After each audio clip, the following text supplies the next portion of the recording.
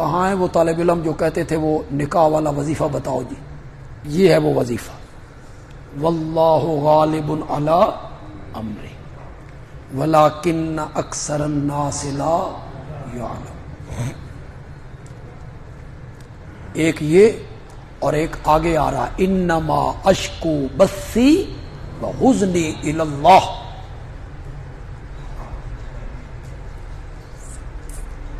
لیکن اس کا جو طریقہ ہے وہ عشاء کی نماز کے بعد، عشاء کی نماز کے بعد 2 سنتیں پڑھنے کے بعد، وطروں سے پہلے 2 سنتیں پڑھنی، وطر نہیں پڑھنی، درمیان میں یہ وظیفہ کر 303 بار، 303 بار اس کو پڑھنا، اول آخر درود ابراہیمی پڑھنا، وہ جتنا مناسب سمجھیں پڑھ لیں، 3 5 7 9 11 جتنا بھی زیادہ پڑھ،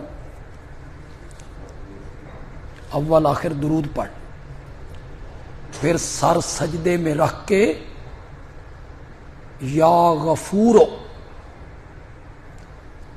5 مرتبہ پڑھ، اس طرح کہ انگلی شہادت والی آسمان کی طرف، سر سجدے میں ہو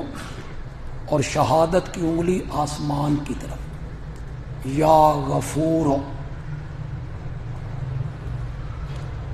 جس مقصد کے لیے بھی پڑھیں گے، کوئی مقدمہ ہے، بیماری ہے، قرض ہے،